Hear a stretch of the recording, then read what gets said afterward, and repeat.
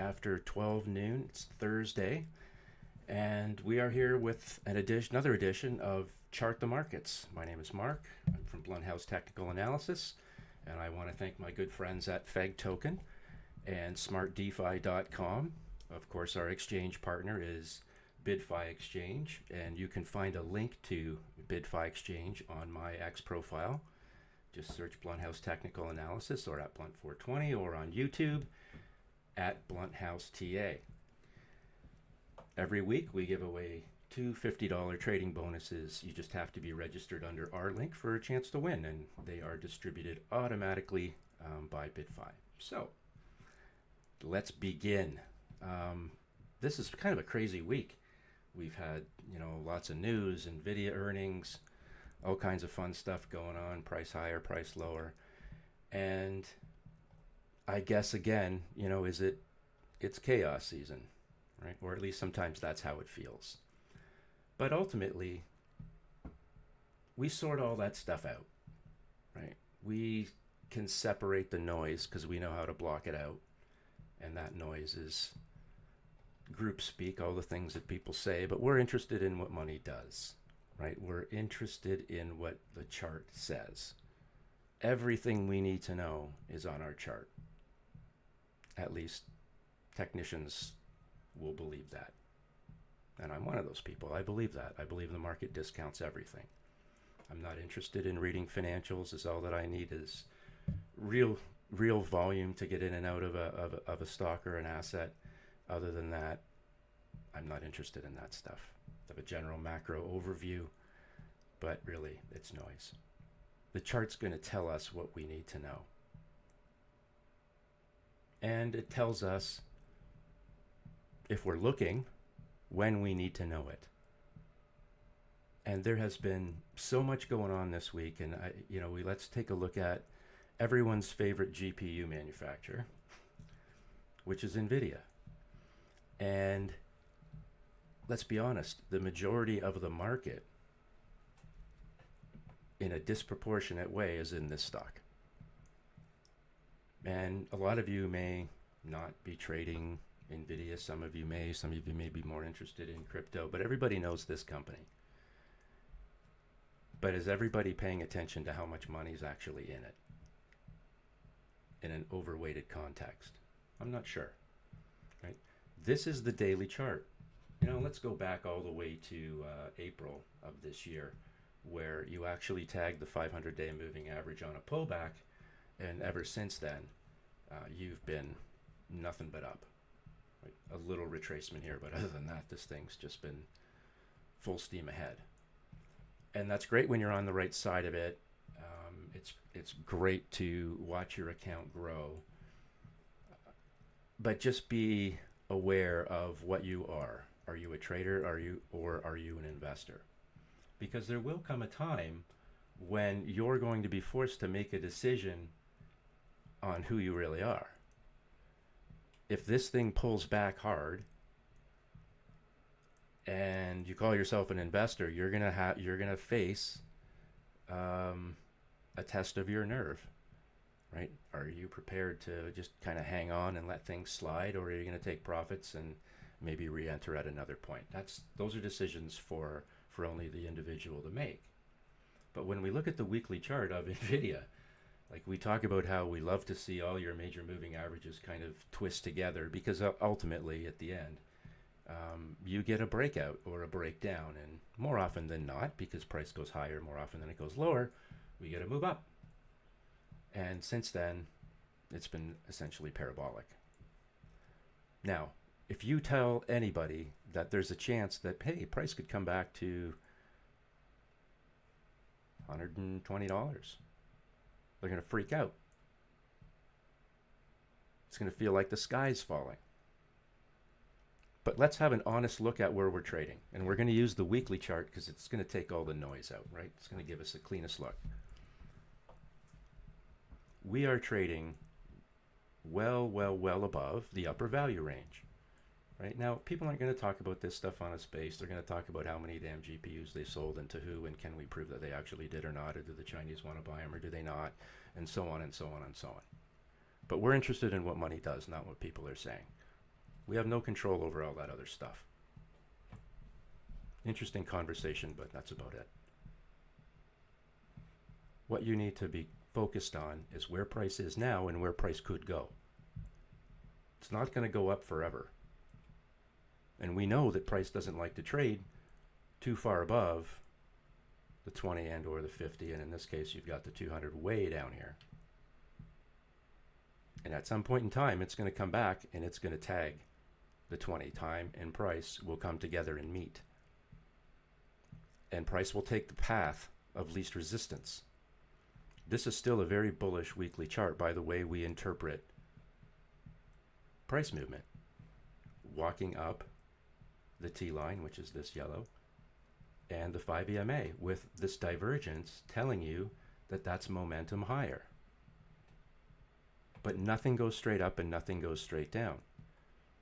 And over the course of 25 years, I have seen too many traders spend zero time looking at or for the downside risk, because all that they can focus on is the upside, right? Watching the account grow every candle that goes up and so on and so forth. But when those big retracements come, they have heart attacks. And this would be one of those kind of stocks that could give you a heart attack. Pulling back to the 20 simply brings you to 150. That's not too terrible. Pulling back to the 50, 135, 137-ish, 138 doesn't sound terrible. But when you start pulling back to the upper value range, and there's a reason why it's called value, anything above this is a premium. How many of you want to pay premiums for anything that you buy? And I get a lot of this is going to be subjective. But buying at all costs, no matter what, all the time is not necessarily a recipe for a success. You're basically banking on the rest of the world is going to do exactly the same thing you're going to do in order to maintain that momentum, and that is highly unlikely. So when this thing does break down, and eventually it will, maybe not today or tomorrow, but eventually it'll break down. And when it breaks the T line and spits us a sell signal on the weekly, we'll take it to the next level down. But let's remember that we had this talk so that if we do get down to that 150 area or 115 area, in and around where that upper value range is, then we'll measure the tone of everyone who's in it. But let's be honest, if you break that, what do you see? You see a giant volume gap. Current price revisits past. Everything is fractal.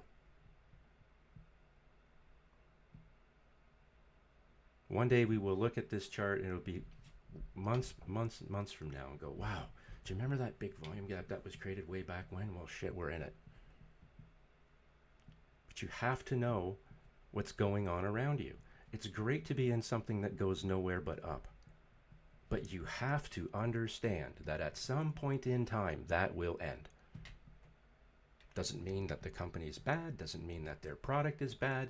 It simply means that it's just taken a break. Nothing can sprint forever.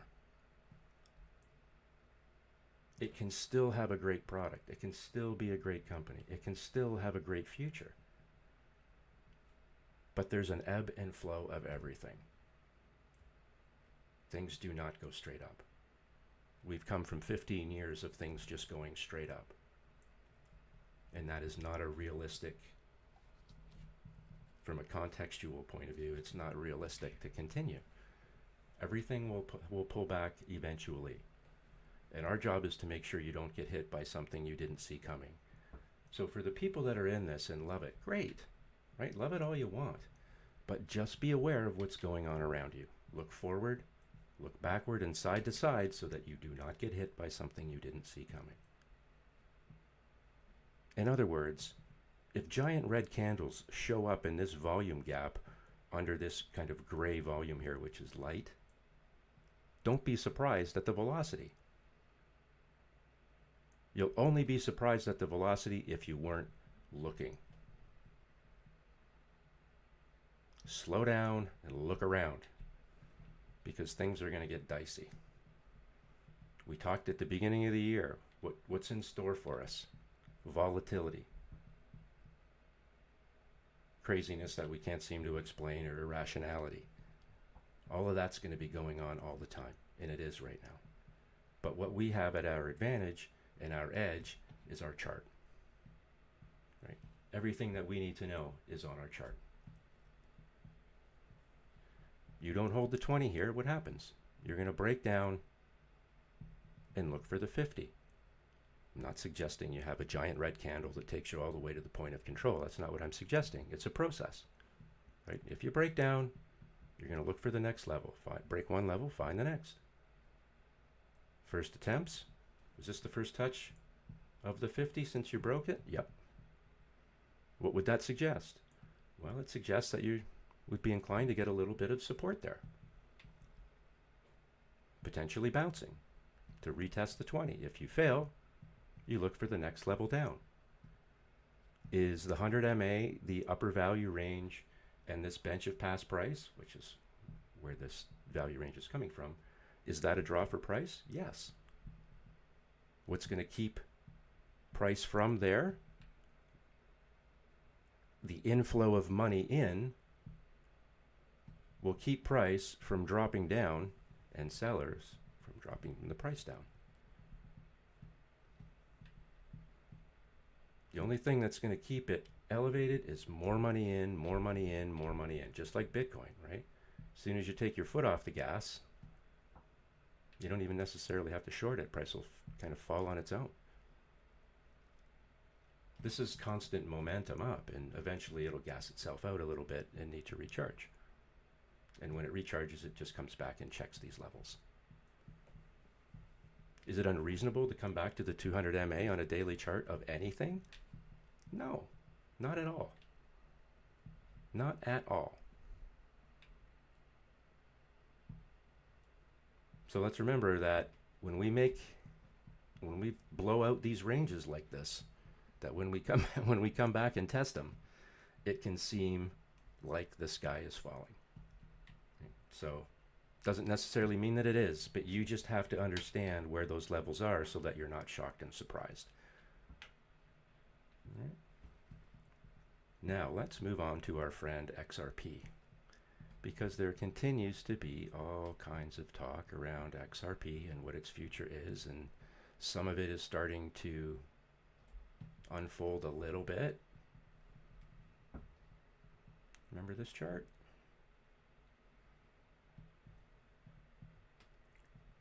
So what's going on now? So all that's on the chart is our script. Let's take a few things off here.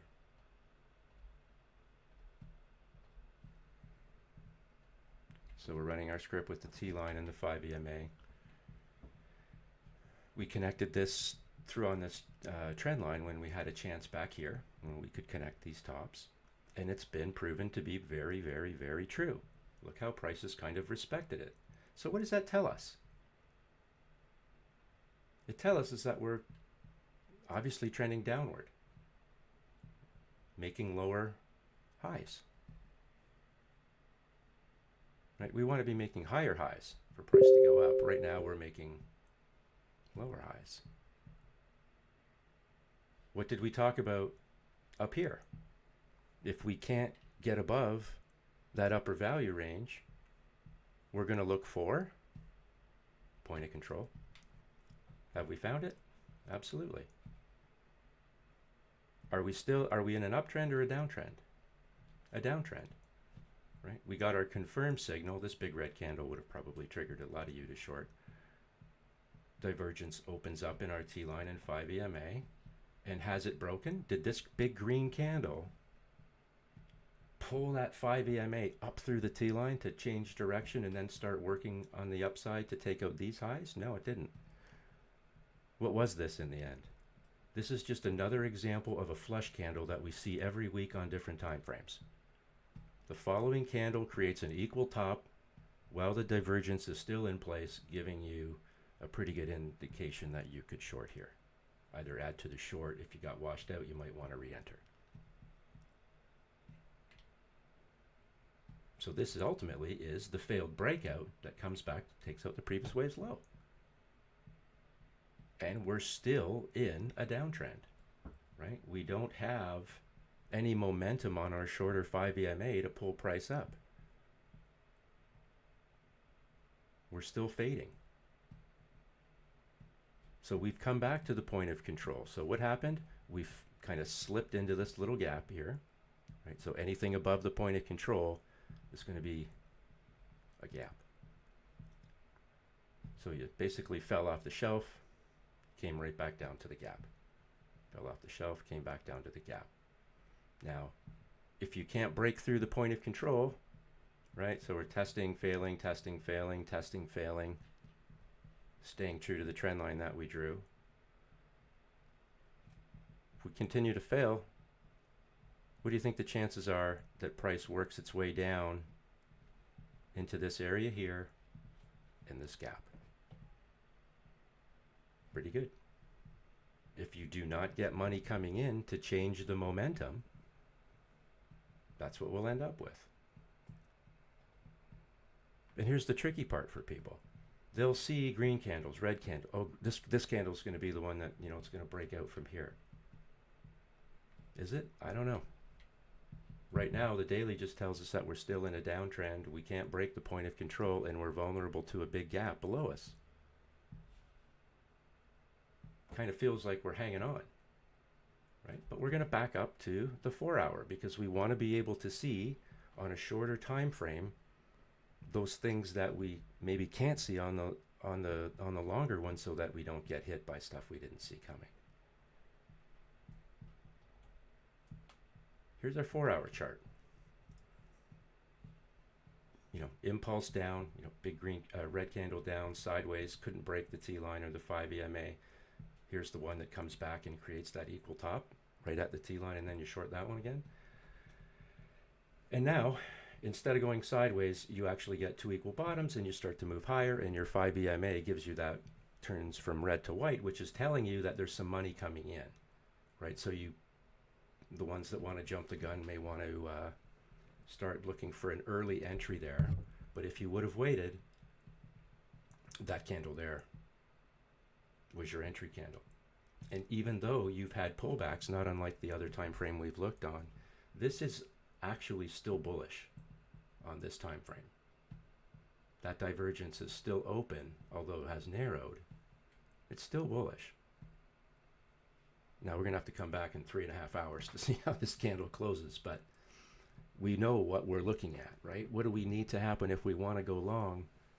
We need this candle to recover and start pushing the point of control to test that level, test our trend lines so that you can break out.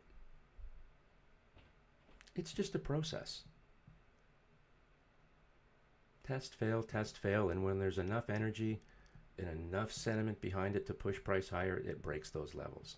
But if it doesn't exist, it will fail at those levels. So if we're looking at this chart, we haven't produced a sell signal yet, although we're pretty darn close, I would think. But if you want to test this level, this has got to pop somewhat. Your stochastic RSI, why do we use it? I love this here. So if you guys can see this, whenever this kind of makes an A. This isn't a perfect example, but quite often you'll see this kind of form, and then the yellow or orange just goes straight through it like that. When I see those A's up in that overbought range, above the 50 level even, that's usually a sign that things are sagging a little bit. You can't really see it here, but you do see it when you blow up. Create that point, and then the other goes right through it like an A, and then it drops. So we'll see if that comes true here. And if it fails, what happens? If it rolls over, it's going to look to take out the previous wave's low, and if it doesn't hold that, it'll look to the left, and it'll take out the previous wave's low. And so on, and so on, and so on, until it finds a respectable place where it can rest and try again. And that is what your trading opportunities are. Right? Your trading opportunities are these ebbs and flows in the market. Up and down, And you have to determine as a trader what type of trading you're comfortable with. Shorter time frames, longer time frames. But what you'll be able to identify are the ebbs and flows. This daily chart kind of gave you a clear indication up top here that it was going to sag and fade a little bit, and it has. These candles are simply just green candles in a downtrend. They're not going to change. They're not changing this trend. At least not yet. So XRP still has a little bit of downside momentum, and here's the weekly. On the weekly, you can see that we're starting to fade. The 5 EMA has gone from white to red on the weekly, sensing the money leaving, right? Thus the arcing down. But price is still holding the T-line. Trade holding the T-line and can't seem to break above the 5 EMA. And if it can hold and it rolls over, you come back and you take out the previous wave's low. It's just rinse and repeat, and everything is fractal. So the things that we see on one time frame, we see on another. Different assets, different time frames, but everything we see repeats over and over and over again. So we can see the downside risk on the weekly to XRP. What's the upside opportunity? The upside opportunity is that you bounce somewhere in this level. Let's see where the 20 is. It's a little far. If you don't hold the T-line here, you're going to come back to the 20. And that would be your bounce opportunity. Or, I don't think it's going to bounce from here, but we'll see. But that's your upside opportunity. You look to take out the high. The downside risk is the 20. And you organize your trades accordingly.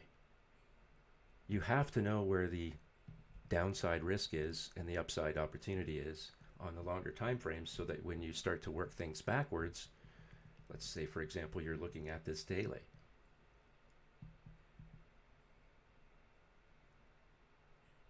The 20 MA on XRP sits at 305. At 305, I'm going to want to determine whether or not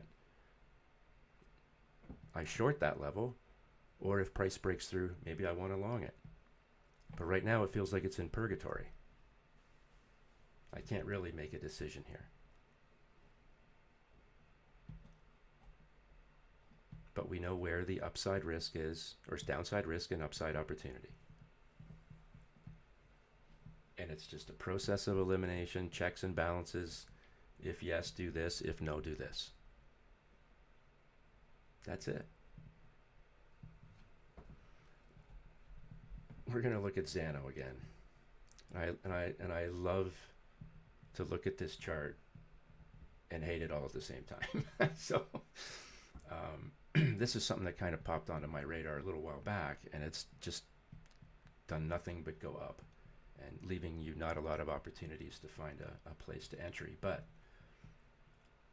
nothing goes up forever. Would I have loved to be a buyer, or more of a buyer at $9? Yeah, probably, for sure. But you know, that's not hasn't been in the cards for a while, and I'm not going to chase, and that takes incredible patience. Sometimes it's really, really hard to do, but I'm not going to chase. Right? I'll wait for an opportunity for a pullback, and then we'll see where things are then. But this chart has gone nowhere but up. Here's a weekly creating a little bit of a double top, so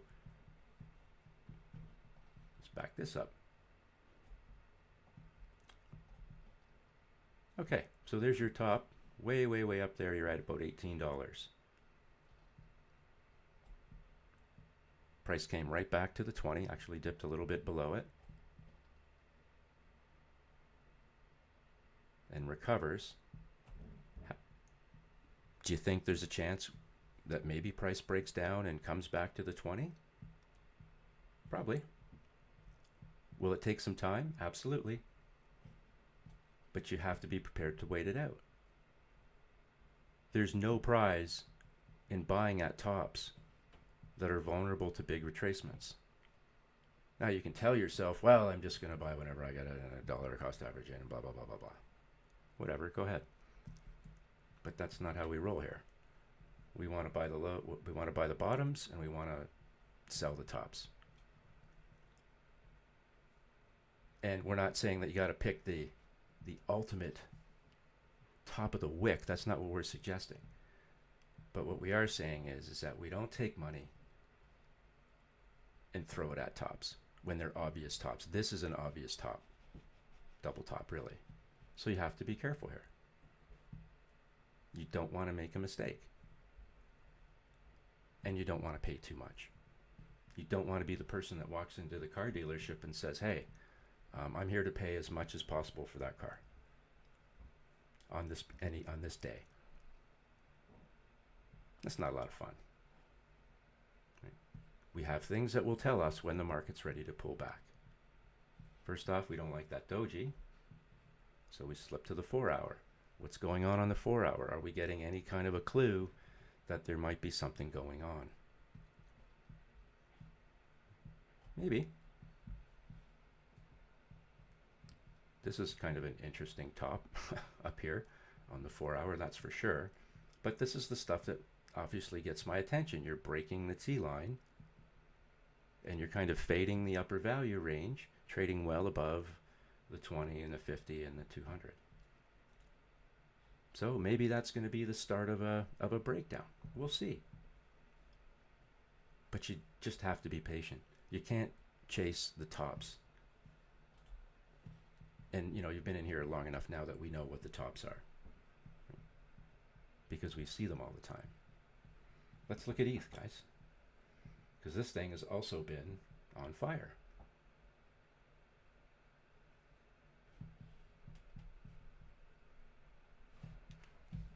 This is why we kind of want to know where the 20 MA is on our chart, because we talk about getting continuations.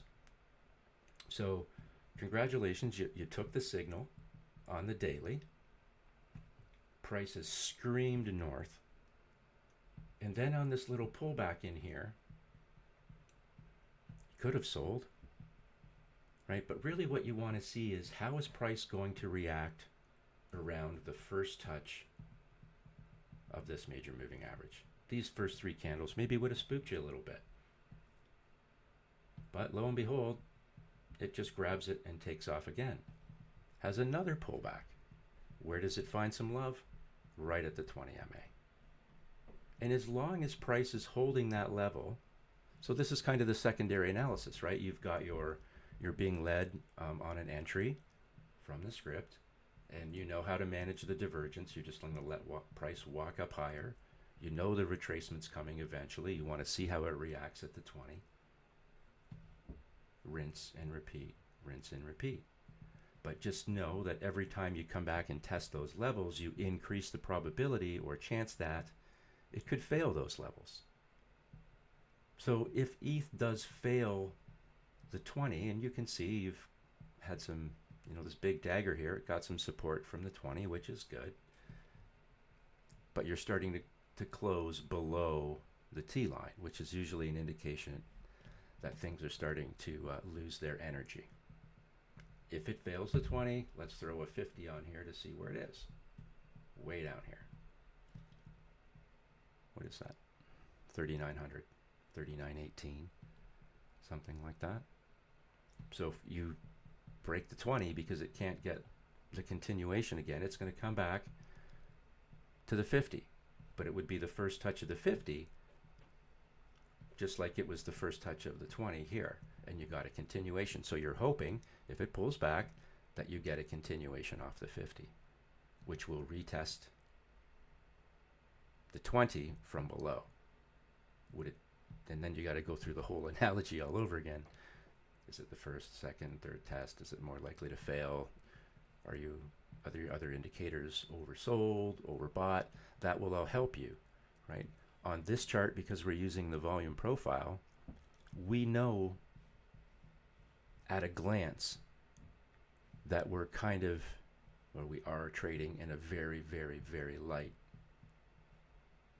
volume with little volume gaps along the way. With our upper value range in POC, well, POC is at 2500. This is when the moves, the retracements feel like the sky's falling. Let's just throw the 200 in here just quickly for good measure. Yikes. It's a little lower than I expected. So again, it's not uncommon for price to come back and tag these levels. Now keep in mind, it's not going to be a big red candle that's going to drop down here necessarily and tag the 200. It's a process, but you can't ignore what the levels. You can't ignore them because price is drawn to them like a magnet.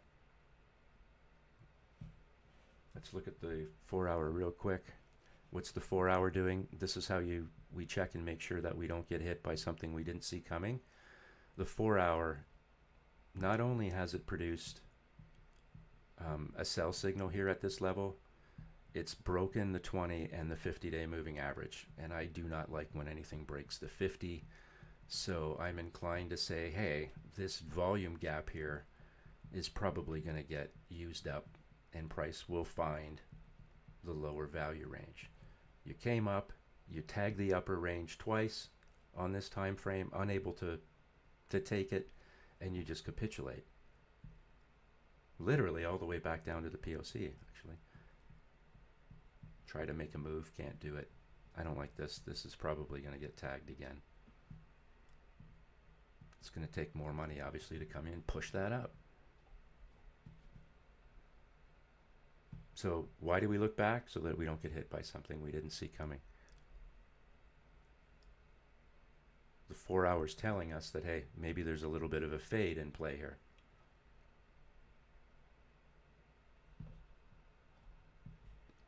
You know, we could wait till, you know, price fails the 20, or wait till you actually, you know, get a signal. But honestly, the 4 hours going to tell you, it's going to give you that little inside look into that other candle, and it's telling you that it looks like it might want to fade. And we know that if we don't hold this 20 after testing it so many times, that it's only appropriate that you come back to the 50. Time and time and time again. For our friend Rico, I don't know if he's here today, but Rico introduced me this thing, CFX. I don't even know what it is, called Conflux or something. And, you know, it's kind of fun to trade. And when we look at the daily,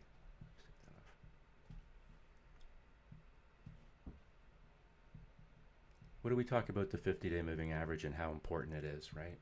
To maintain trading above it. We don't want to break that blue ice and fall into that ice cold water and then bang our head on it to trying to break through again to get some air so that we can see the light of day. And this thing responded nicely, right? You had a failed breakout like we talk about all the time. So how do we know, or what's one of the clues that this downtrend was ending? These two equal bottoms, and then this candle starts to move higher, and the divergence between the T line and the 8 or the 5 EMA are still intact. But we come up and we wick the 20, but we can't do it. Look at the wicks. So that's basically sellers pushing that price down. That's what those wicks are. Every time it gets in that range, they're selling it off. They're selling it off. Failed breakout, came back down, didn't quite take out the low. Got some love here from the 50-day, and then big green candle. Hasn't produced a buy signal yet, but what would we have learned on the 4-hour? Well, we would have seen we created a double bottom. Here's two equal bottoms of these candles indicating that, okay, we've got a nice base, and then all of a sudden you start to see the 5 EMA go white. That's telling you there's money coming in. Price shot up to, wicks the 200 MA on the 4-hour, just like it did here. And then fades. Where did it fade to? Right back to the upper value range. It's not done yet. Looks like it probably wants to come back, maybe even and fill the gap.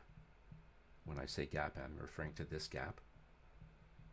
And close it off with a tag of the 5 EMA. And if it was to do that, or even to hang around up here, that's bullish, right? So we have the impulse up, and then the retracement doesn't completely break down, right?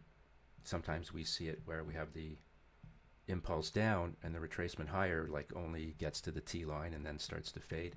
In this case, when it hangs around up here, when you're long, it's actually bullish. So we'll see how this plays out. We can anticipate that we come back and retest and try and take another run at the 4-hour 200 MA. But a lot of good moves on this thing over the last little while, both up and down.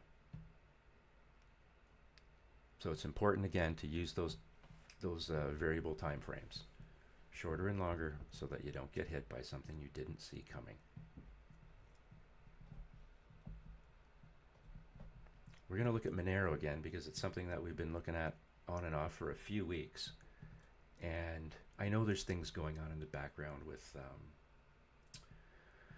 with mining and things like that. But you know what? I don't care about stuff like that. All I care about is what's on the chart. All that other stuff is just interesting noise. That's all. It's just noise. What did the chart tell us? The chart was telling us back here that we wanted nothing to do with this upper value range. That's the thin blue line. Even after this pullback, everything starts to fade here. So it's a great opportunity to short. It was a couple days later that you actually got your signal, however. And that candle dropped right back to the 50. And it's just been test, fail, test, fail, test, fail, test, fail, test, fail. And price just can't break the 20 MA. Like, it just can't do it. And it looks like the point of control from the volume profile is in here as well. So when you make all these attempts to try and break out, this could have been a 5-minute chart, a 15-minute chart. Everything's fractal, so the behavior is still the same. With every attempt and failure, you have to understand that at some point, you're going to give up and have to take a bigger break. And that's kind of what happened here.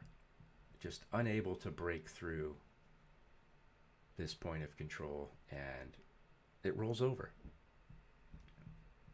Breaks the 20, breaks the 50, and all that divergence opens up, and look at how thick it is in here.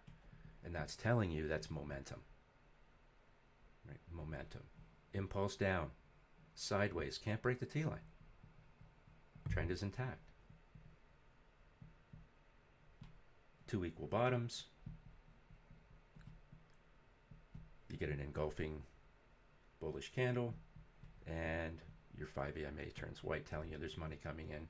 You take another run and you fail. I have a feeling this is going to roll over yet again and start to look at, ultimately, take out this low, and if it doesn't hold, take out this one. The immediate target would be the 20 MA, right? So where is price going to bounce around? Well,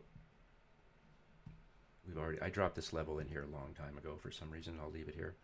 But price is just kind of bouncing around between the 20 and the 200. It hasn't produced a sell signal yet, although it did on the other time frame. So kind of giving you a window into what might be coming. And again, all of this is so that we're not surprised. Right?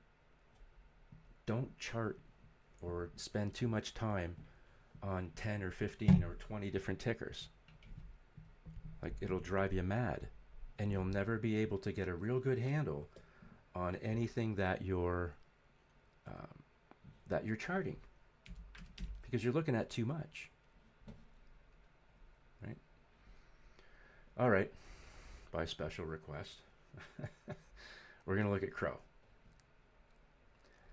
So I know there's all kinds of reasons why this did what it did, But let's go back to when it really did what was important, and that was back here on the 8th of July.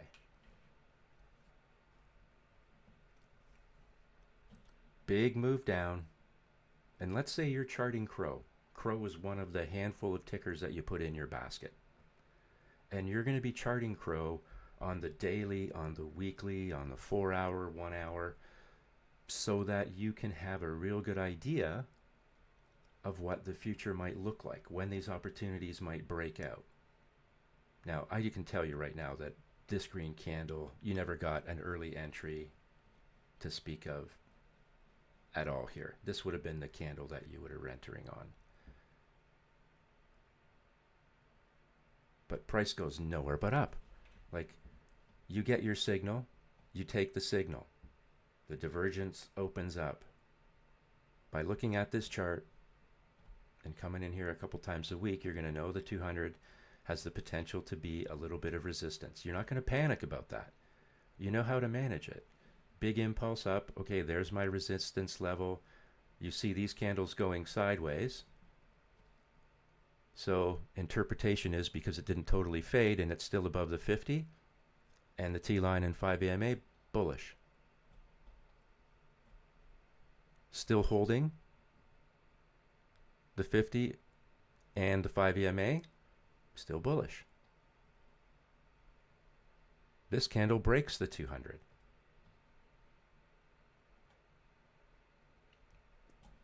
This nasty thing didn't break the 5. Price continues to ride its way up. Continuation off the 20-day. This one faded, didn't even make the 50. And then boom, price opens up again. But where do you want to be the buyer? Here? Yeah, I guess. Or back here. You don't know what the following candle is going to bring you. Is all you know is that you get a buy signal. And it was a clean one. And I think this one is actually, whenever the decision was made, it was probably made back here. Because this is the smart money talking. And there's absolutely no denying that. This thing was fry pan bottom, fry pan bottom, fry pan bottom, and then bang. The smart money woke up. And who's the smart money? The smart money is everyone that knows something that you don't. That's actually real. And we can see what money does, right? These are the fingerprints of money. These are the fingerprints of money. These fingerprints are telling you that it's doing nothing. Absolutely nothing. This all of a sudden tells you that there's something going on. And this was the real sweet deal back here. So that quote unquote smart money, and I hate to use that term, but those people knew something that you didn't know. Whether or not we're not in the right circles, I guess that could be part of it. Maybe I don't have an office in the White House. I didn't know what they were doing in regards to this, but other people did. And how do we know? The chart tells us. Charts don't lie. But I'll tell you something, there'll be people in here saying, I don't know what you're talking about. Oh, I didn't hear a thing. No, didn't hear a thing. I knew nothing. Bullshit. This chart is pretty blatant and obvious. That somebody knew something long before everybody else, and they started loading up at cents.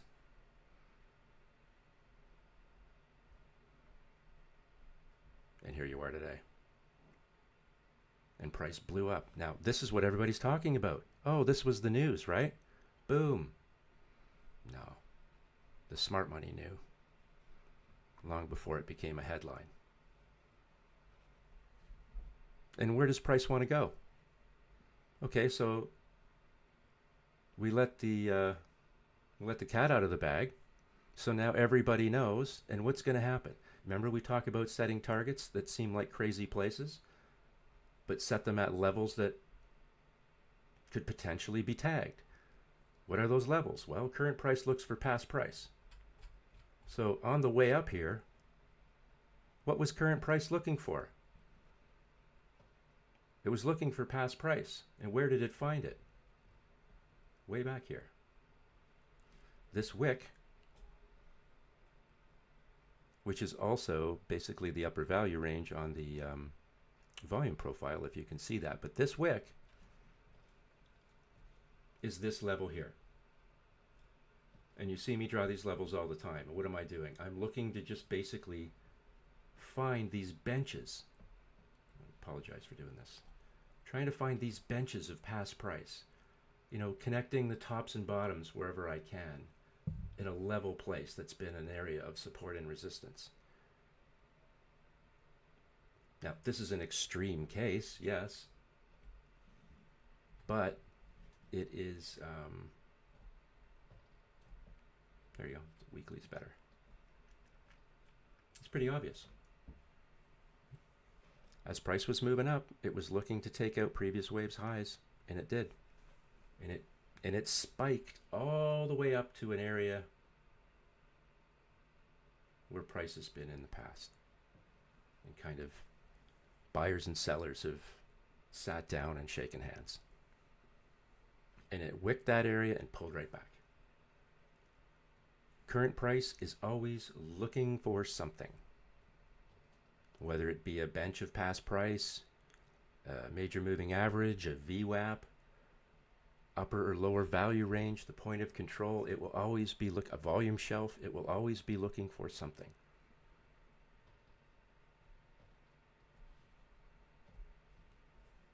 And that's kind of a spooky example. And if you have any other tickers you want me to look at, don't be afraid to chime in.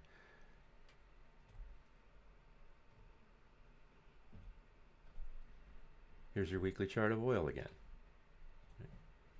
Gets lots and lots of talk. It's the largest trade every single day in the world. It's the most valuable trade each and every day.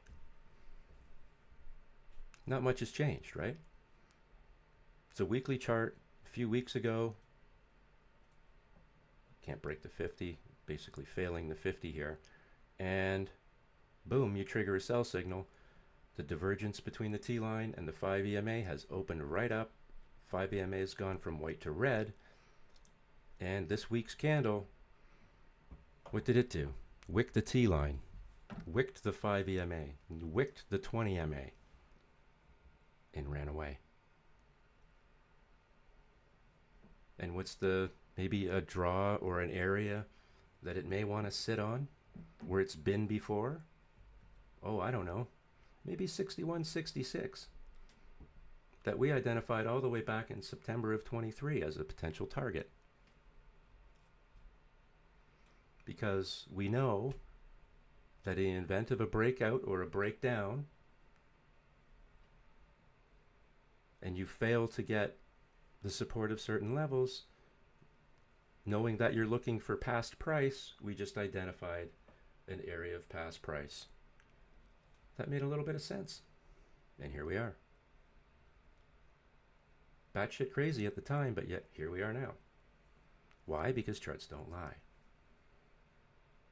The thesis is correct until enough money comes in to invalidate it. And there hasn't been enough money coming in to do that for a year and a half or more.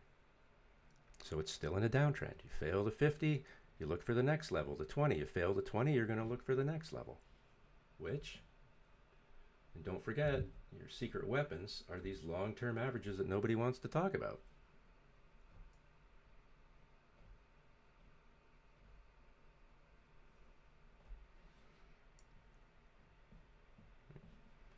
At 500-day MA, do you think it was a support and resistance level? It's proving to be it here, back here, back here, back here. Of course it's relevant. And we're still in a downtrend. Sorry to break it to everybody, but we still are in a downtrend. Now, what's going to happen? Are we going to get into a little bit of a wedge here? Maybe. We'll see. And that wedge will be based off of levels of past price. What do you think price is looking for now on this monthly chart? Right? Because everything is fractal. Failed to 20 on the monthly. Failed to 50 on the monthly. We don't like to fail to 50 on a 4-hour or an hourly, never mind a monthly. And you failed to 200 on the monthly. So from your TA 101 notes, is this bullish or bearish? It's bearish. You're trading below all of those levels. Break one level, find the next. And as unreasonable and irrational as it might sound to some people, what is the draw for price on this monthly chart, which I can appreciate takes time to unfold? That $50 level and the 500 MA on this monthly chart, which is representing 40 some odd years. Yeah. And time and price can come together, and it might find itself in that $50 range. And I've said before, the range for oil is not $75 to $100. That's not the high end. The high end of oil is 50 to 100. Get used to it.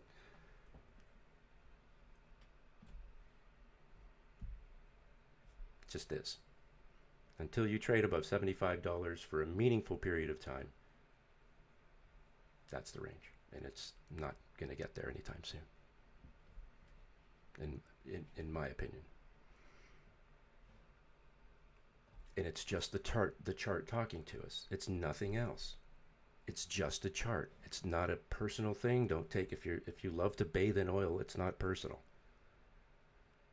It's just a chart. And the chart is telling us what it's doing, whether we like what it has to say or not. So here's the 10-year treasury that we look at every week as well. Take some things off here quickly. Now,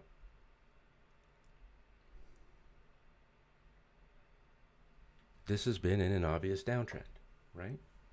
No matter what I or anyone else think about where it should be, the only thing that we can actually deal with is where it is. And this is where it is. And if you're a trader, and this could be IBM, it could be Bitcoin, it could be anything that we see on a chart. Does this look like it's been in some sort of a downtrend for a while? Yeah. Whether we like it or not, it kind of is, right? Came back up and tagged on this 5% level back in October of 23. And it's done maybe something similar to what oil's done in some respects, which would make a little bit of sense. And I want you to look at this weekly chart. And I want you to focus on this level. Does it look like it's somewhat structural? Yeah. Right? Like, there's a lot of bottoms in here. We talk about the 5 EMA and the T-line. I like to use those as levels. I would probably do it in this case. Coming right through the bottom here, connecting the bottom of the 5 EMA and then the base of these candles. If you break this level structurally, I would be inclined to say that it might fade even more. Whether that's appropriate or not, or a good thing, it's not for me to decide. It's just what the chart tells us. This was your opportunity to break trend, and it did not like it. And pulled back hard, and here we are. What do you think price is looking for? Any guesses? Maybe the 200? Right? You broke one level, you found the next. You broke this level, you're going to find the next. Now, could that next be 100 MA or something like that? Actually, you already broke it, so no. At least on the weekly. So, this is even more telling. You're just breaking more major moving averages. Failed breakout, you kind of come up here and you wick the 20 and you fail, take out, previous wave's low. Now that you've done that, you're going to look for the next level, the next low.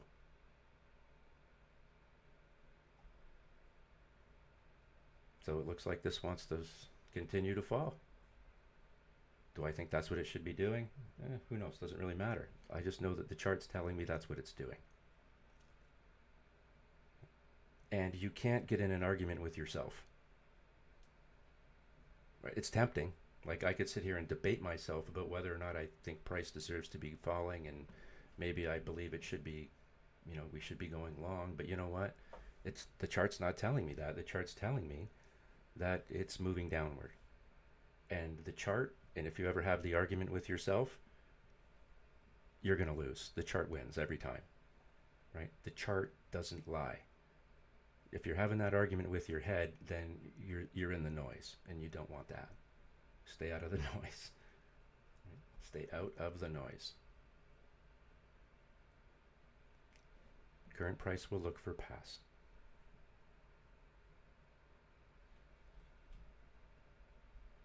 Did we look at Solana yet? I don't think I did, and I apologize. Here we go. Okay, Solana's had some love, right? Let's get our volume profile on here. There we go.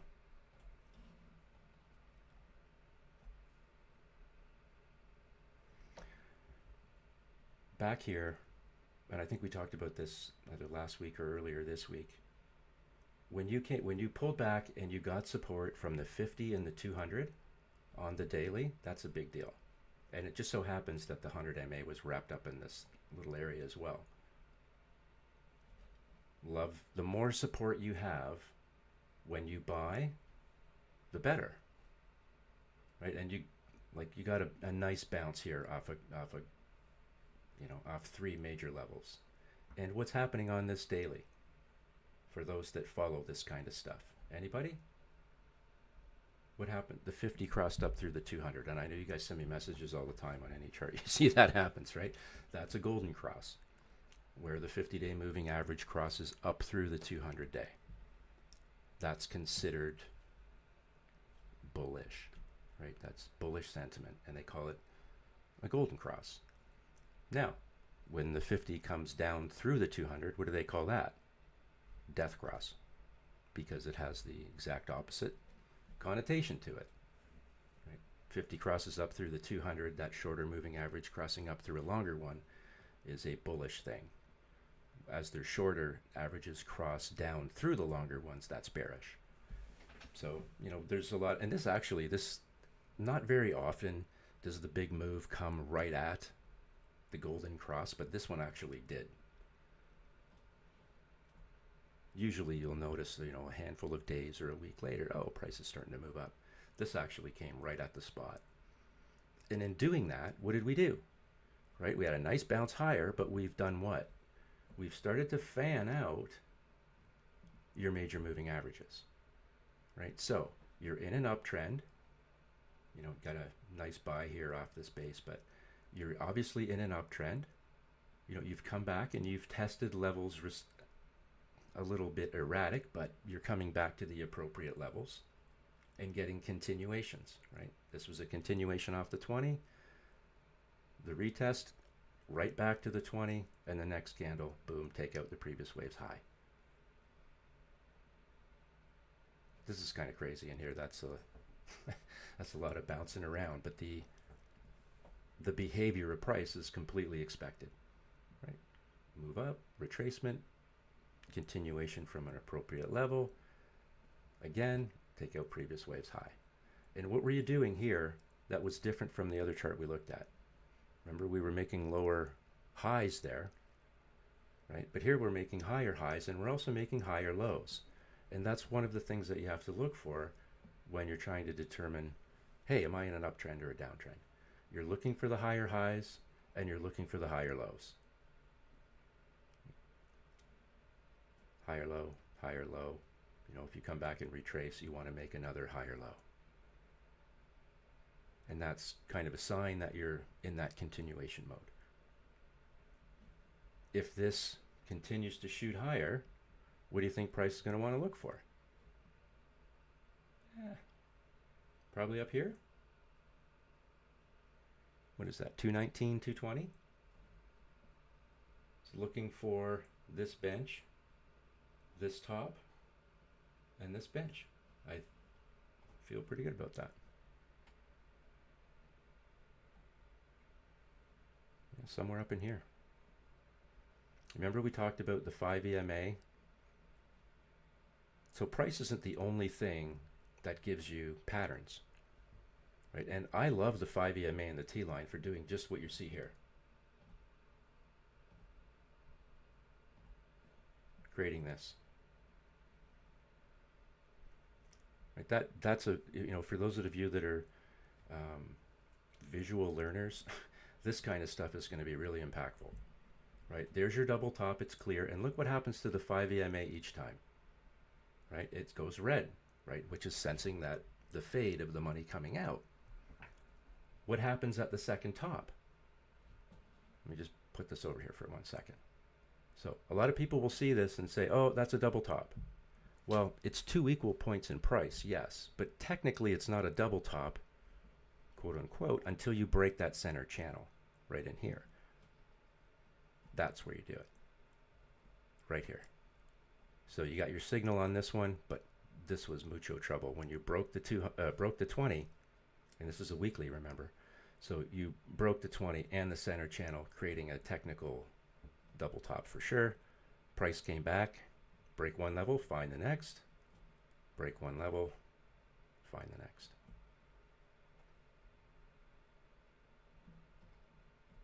Divergence down between these two. So there's no candles on this chart, obviously, and you can see the divergence, right? You could literally trade this system without a candlestick on your chart or any identifier for price. And if you want to challenge me to do it just for fun, I'm happy to, because we can.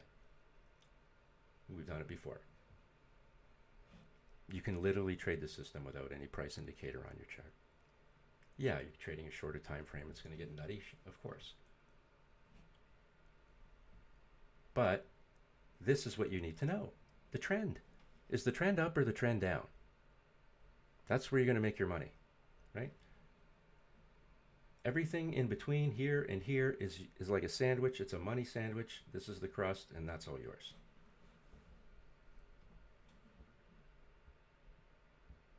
We just do what we're told. We just follow price.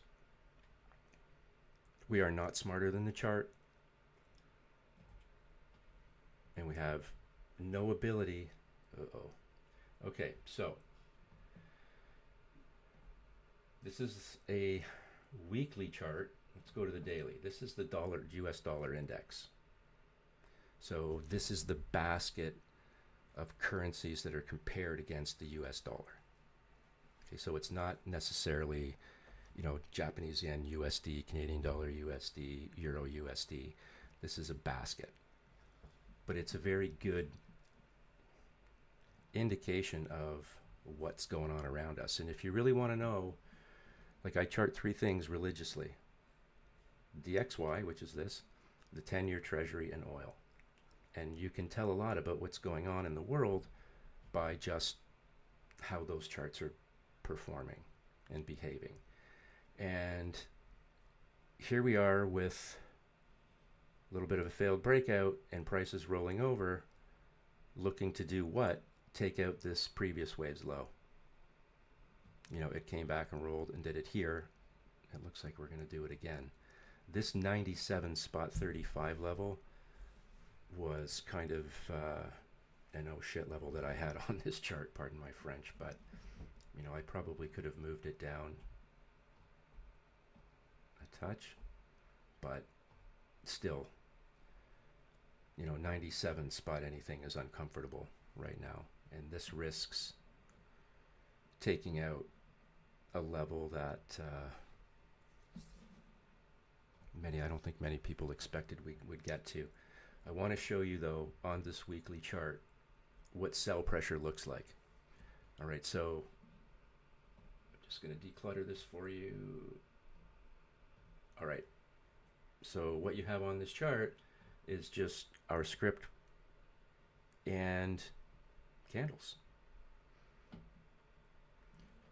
This clearly was a top, right? Always be looking for dojis at tops, whether it's a doji like this or the gravestone type doji where you've got the base at the bottom. Pay attention to those dojis at the top of and bottom of trend moves, because they might indicate changes that are around the corner. This one was a good example, and then the next candle, just crushed it. Split this, and here's an example of where you have momentum now, where the selling pressure drags that 5 EMA down through the T line, which is one of the things that's triggering our sell signal or our short signal. Stochastic stuff and RSI stuff going on in the background to filter out some of the noise, but there's our confirmation. This is the insurance, this is the confirmation. And this thing just opened up hard on the way down. Impulse down, another example. We show it every week. Sideways back to the T line and the 5 EMA, and boom, you sink. Impulse down and sideways moves are bearish. The sentiment is still bearish. The T line and 5 EMA are still open. Boom, price falls. A great example of failed breakout. You got this wick that challenges and it just can't do it. And this weekly candle closes again below the T line. Following week's candle, a disaster, and all of this stays open. And when you have these big candles like this, it ensures that this divergence is holding. Right? We know how hard it is to break it to the upside. Like here's 4 green candles. That's basically 4 months. 4 weeks, 1 month. And is all you could do out of that whole month's activity is test the T line and fail. The takeaway is that's bearish. And boom. More heavy divergence breaks this and opens it up more. And these green candles, as they come, they just can't, there's not enough momentum there to change this. And this thing continues to fail. And these are the wicks I want to show you. This is just sell, push, push, push down. It's basically traders saying, I don't think so, I don't think so, I don't think so. And the divergence is still intact, telling us that this weekly DXY chart still has more downward momentum. And to make matters worse, as now that I look at our stochastic RSI, it has been really kind of overbought, and now it's starting to roll over, right? Look at, we kind of like these moves that are over 80, when stochastic RSI is over 80 and well overbought. We like those rollovers, right? Here's an example of one. This divergence, just like this, price go down.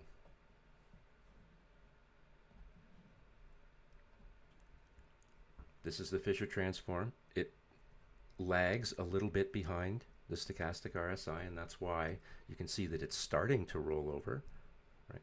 But hasn't done it yet. And it filters out noise, right? That's why it's so clean and not choppy, because it's filtering out noise using a Gaussian channel, right? Fibs, fractals, filters. We can tell a lot just by using those 3 concepts. Filtering out noise, using fibs to understand retracement levels, and fractals, multiple time frames. So this is problematic. This is, and your MACD, moving average, and signal line are still well below 0. So there's has probably more downside to it. The chart doesn't lie. You can have 4 or 5 days, that's, remember, this is a weekly. You can have 4 or 5 days of positive price, but doesn't change trend, right? Here's an example. Doesn't change trend at all. It's just a green candle in a further downtrend. I don't know what's so hard about that to understand. Right? So this is the simplest concept anyone could ever trip over. As long as that's diverged, you stay short. Yeah, you're going to run stops, and you might get stopped out time and here and there, and that's okay. But as long as you know the direction of the trend, you have an opportunity to re-enter that short if you were so inclined. Those are your choices. Any symbols you guys want me to look at that I haven't covered? Because there's always some, and I know I miss them. Or a stock. I know we haven't looked at United Health. Now, when we look at our charts, we're kind of making the assumption that, okay, if this trend was to continue, where would price go? Right? That's really what we're doing, right? And to the upside, we'll do the same thing. Okay, to the upside, if price was to continue its trend higher, where would it go? Well, we look for certain levels, like we talk about maybe major moving averages. We have targets that we can look for, and we understand how price behaves. Now, on United Health, and I'm not saying this to piss anybody off or make anybody upset, it's just a chart. We just read what our chart tells us. On this weekly chart, I have said quite publicly that if it continues to break down, you're going to see $200. Right? Why do I say that? Is it because I'm a lunatic? Or do I have some sort of rationale that maybe makes a little bit of sense?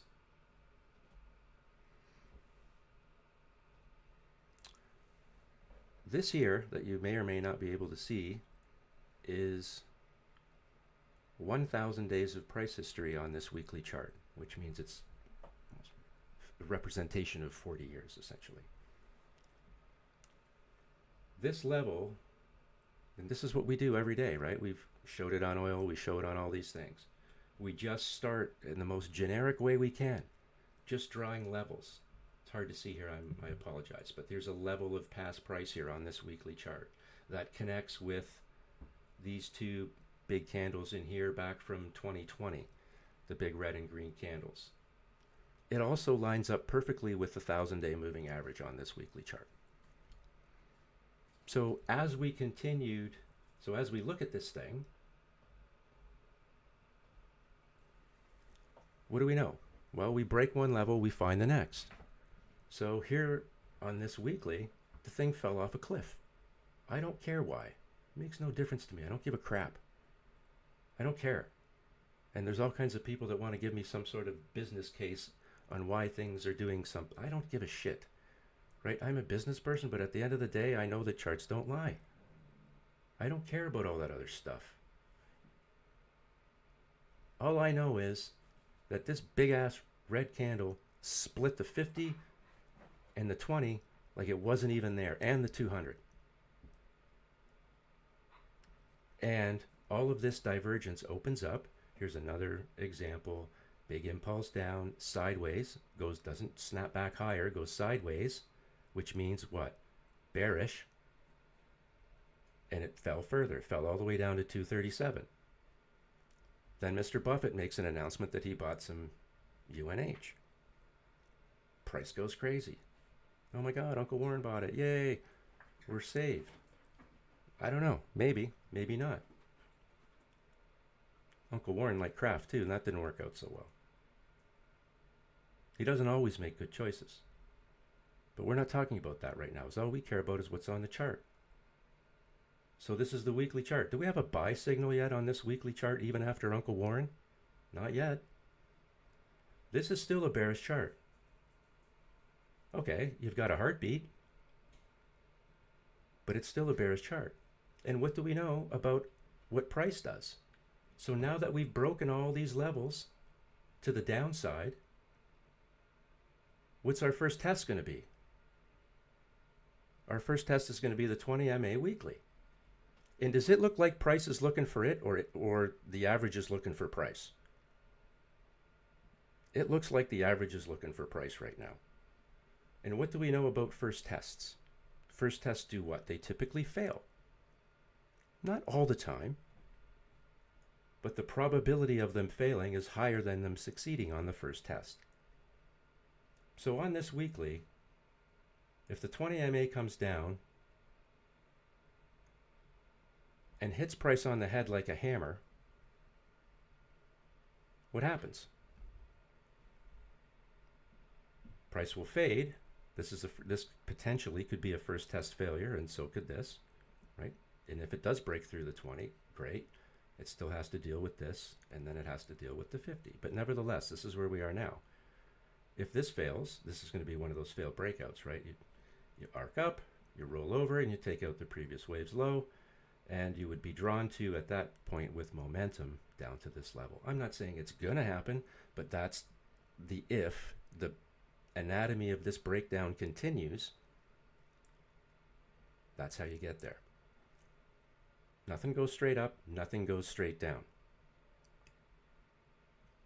But it's important to see on the chart what's really going on. If you're making all your decisions kind of off group speak and what may or may not be news, you don't really understand what the market's telling you. Because remember, this is a language, right? If mathematics is a language and this is a derivative of mathematics, then it is a language unto itself. It's just a different dialect or a different language. And the chart's telling us it's still bearish. Now, if you fade, again, there's no buy signal here yet, although it's darn close to producing one, but there isn't one yet. So this is actually, like, I wouldn't get a parade out yet for this thing. There's lots of work here that needs to be done before this thing can convince me that it's not going to entertain that $200 level. So we'll see. But a real clear example of what happens when, right? You break one level, you find the next, you split this stuff like it didn't even exist, which tells you there's tremendous momentum. All this divergence opens up. Even these two big green candles haven't been able to change the trend officially yet. And now you're in a situation where you've got a first attempt at resistance. So it's going to be an interesting week next week for this stock. It'll be interesting to come back and kind of take another look at it. Because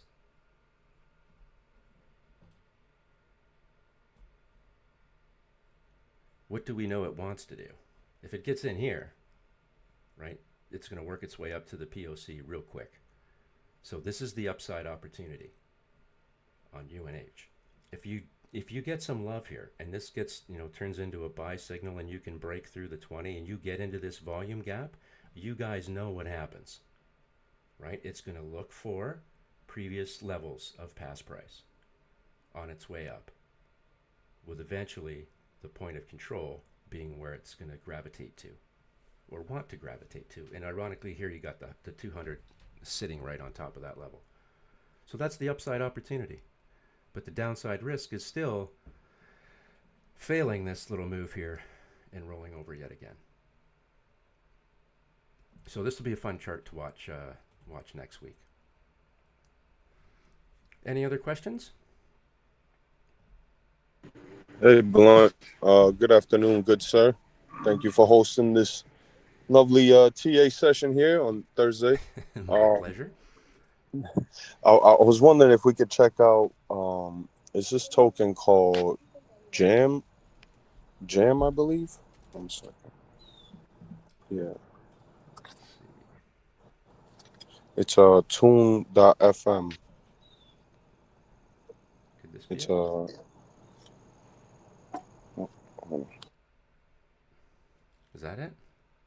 I don't know. I'm still seeing. It's like zeros. Oh wait, sorry.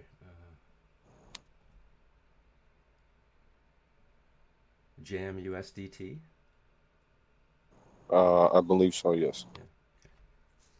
And it's like 00008 or something. Yes. Yeah. Oh man, it's looking rough. But I don't know.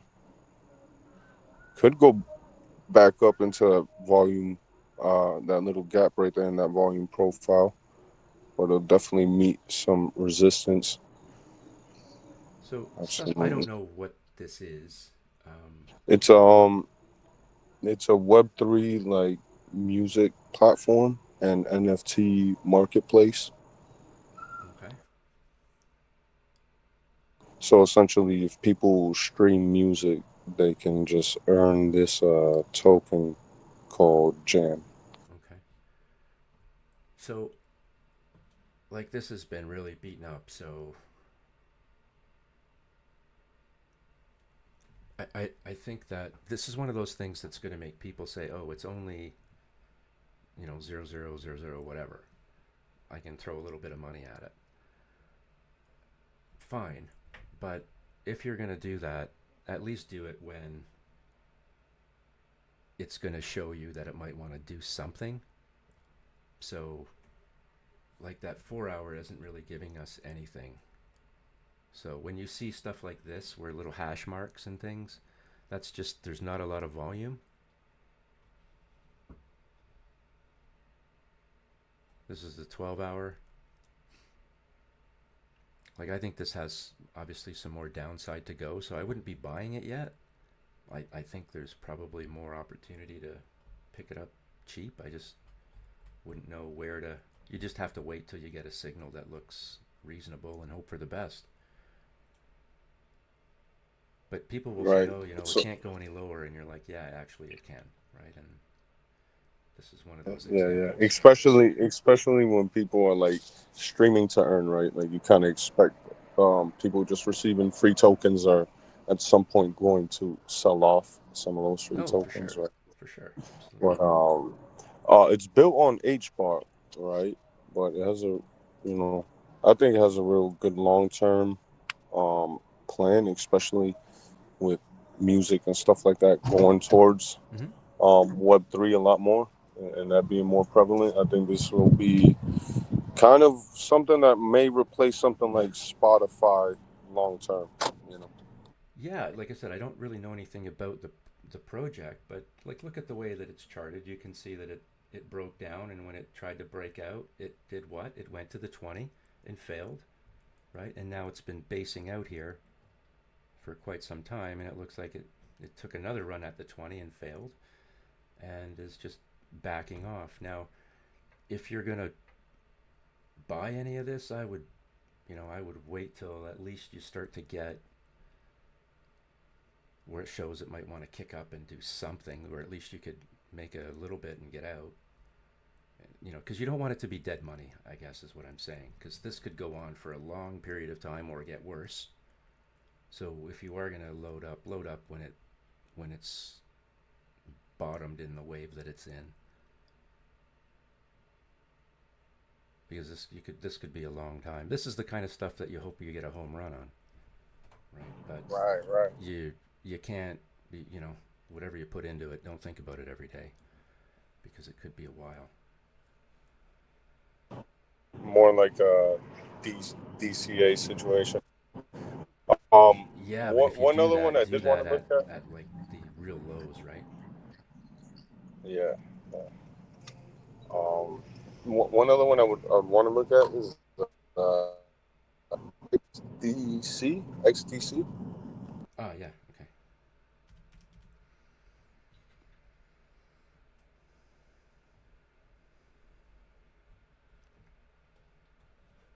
One sec.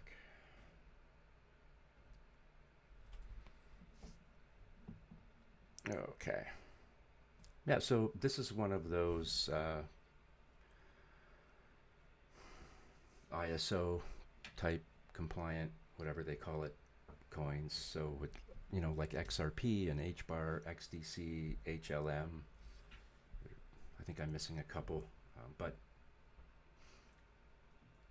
that's the driver and narrative around these things right now.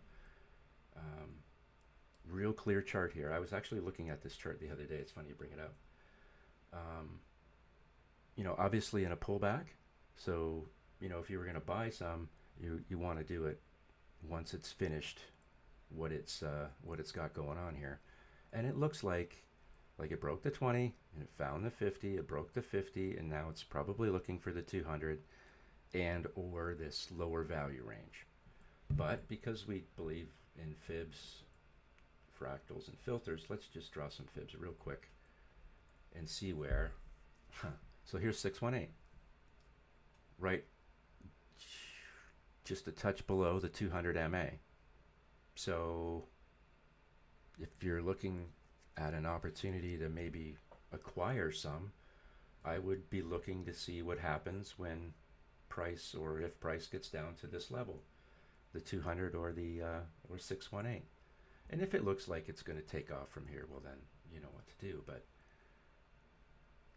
by using the fibs, it gives us an area that we can look at for retracements. It's hit 50% already right here. But because the divergence exists between the T line and the 5 AMA still, I think you have to let it finish doing what it's got going on in this wave and look at prices sitting in this volume gap. So, you know, it could fade easily here down to that level. So I would just let that play out a little bit. But, you know, I like the daily. Like, I think it's going to give a nice opportunity to move into it. And it might be somewhere down here. We'll see. Just want to take a look at the weekly. Okay. So you've come back, found the point of control on the weekly, probably looking for something in and around the 20 and or 50 in here. And, you know, look what it did last time, right? Pulled back and got a continuation off the 50. This was the first test, right, of the 50 since it broke out of it, and it bounced. My only concern is that it's made a lower high here, so. But nevertheless, this is what I'd be looking for, the 20 and 50 on the weekly, see what it does when it gets there. If it, you know, if it looks like it wants to bounce, that might be a decent time to buy. If it fades, then, you know, you're going to look to the 200 and or that lower volume range. So. But I don't hate the chart. Like, the daily chart looks good. And, you know, in comparison to some of the other things, it's relatively inexpensive.